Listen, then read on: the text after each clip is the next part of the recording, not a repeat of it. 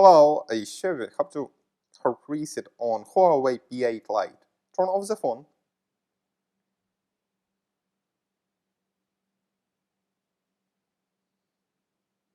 Next, press and hold the power button and volume up key for a few seconds.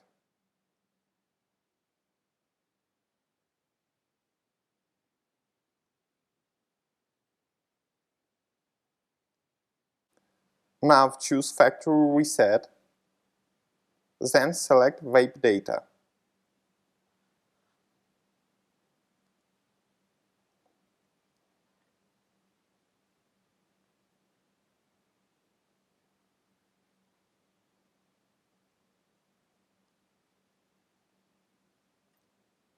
Finally, click Reboot System Now. Your device will now restart successfully. The hard reset is completed now. Subscribe to our YouTube channel and rate the video.